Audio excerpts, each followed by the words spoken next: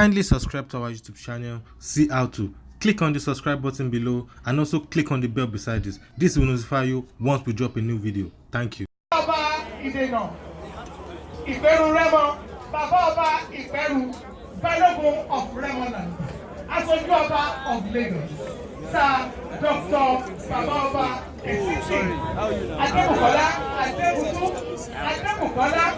CON KJW FISM tí gbogbo àgbáyé mọ̀ sí kẹ̀sí bọ̀bọ̀.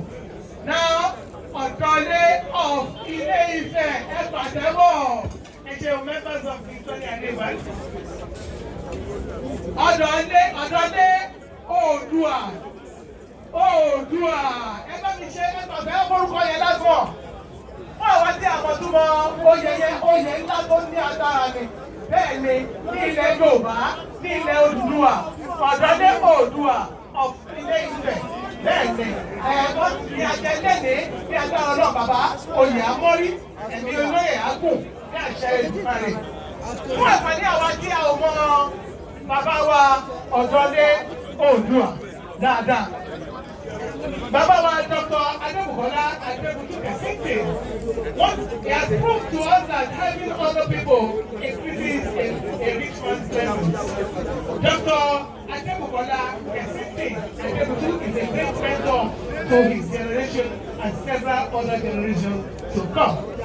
Wọ́n máa kí wọ́n ṣùgbọ́n wọ́n ní kí máa tí kí wọ́n báyìí wọ́n ní kí tẹ̀kọ́kọ́ jẹ́ kí àpòsík náà máa kí wọ́n tó bá ti di pé a bá ètò yìí lọ. Astoria. Àwọn kan tún ti fún mi ní orúkọ fún Ọ̀dọ́lé Oòduà. Wọ́n ní àgbà máa ní kí tún ti fún orúkọ wọn. Ẹ bá mi pàtẹ́wọ́. Mo kí màmá mi Ìyálóde of Lagos. Hajiya Binta Tinubu ìyàwó ìṣẹ́gbọ̀nà. Ó kí gbogbo ẹ̀yin olóyè. Àwọn Ògúndé náà wà ní o. Gbogbo Ògúndé cultural school led by Ogun Akuma. Wọ́n wà ní ìwà ìlédè láti wá dá bàbá lára yá.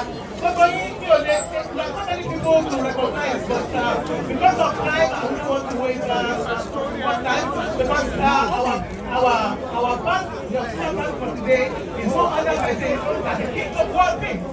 Ladies and gentlemen, global ambassador worldwide, King Sunny Ade is going to entertain us.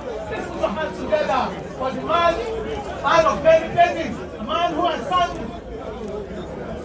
So Africa compare contracting Baba King Olori wa chairman King Sunny Ade. Meanwhile, I like to recognize every one of us. I'm told that Dave Abimbola Fashola is here. Mama Awoni Theatre nìyẹn, senior abiyamọ of Nigeria, SAN. Wọ́n ní wọ́n wà lórí gómìnà wa náà wà níbí. Babatunde, Babajide, Sanwo Olu, wọ́n ní wọ́n wà níbí. The governor of Lagos State, the center of excellence. Bákan náà ni the governor of Gateway State. Bàbá wa náà wà bí báyìí, gómìnà wa, mo kí yín ní gómìnà Ogun, ojú òní tì ní.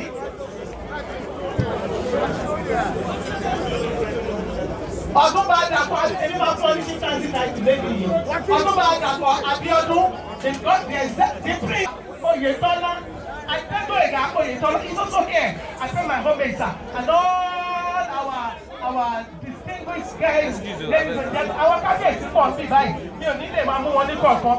Bẹ́ẹ̀ ni, torí àsìkò ṣùgbọ́n tó bá yẹ kí wá tiẹ̀ pọ̀ mí báyìí. The immediate ṣe dáadáa débi wípé bẹ́ẹ̀ ni ká Gọ́vnà Rauf Arẹ́gbẹ́ṣọlá ó ṣe gudugudu méjèèjì ní ìlú mi ní state mi Ọ̀ṣun state. Débi wípé nígbà tí mo máa lọ sí Òṣogbo mi ò mọ̀nà lé bàbá mi mọ́. Ó ti transform. Honorable Minister of Interior of the Federal Republic.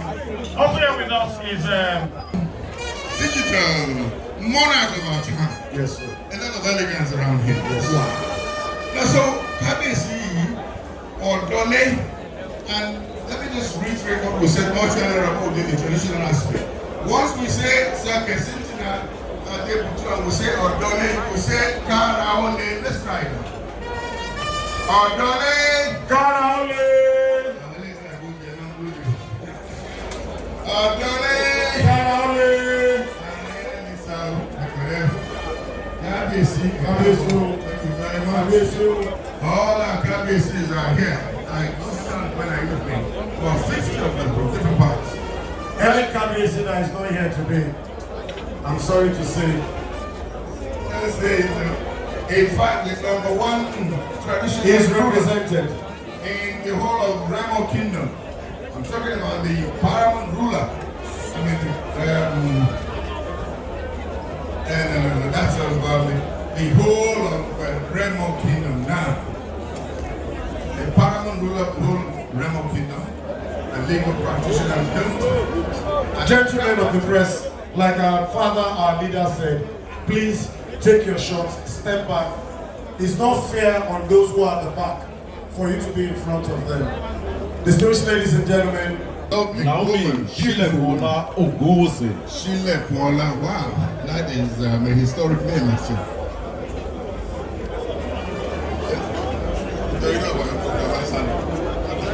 distinguished ladies and gentlemen, Daddy, Now we're ready for. I'd like to invite to the microphone His Excellency, President, Commander-in-Chief of the most populous black nation on the face of the earth, the most sophisticated black people on the face of the earth, is Governor Emeritus of the state of Osun, representing His Excellency, President, Commander-in-Chief of the Armed Forces of the Federal Republic of Nigeria. Distinguished ladies and gentlemen, I present to you Ogbeni Rauf Adesoji Aregbesola. Thank you so much for watching. You want to see more? Click below and subscribe because we drop video every day.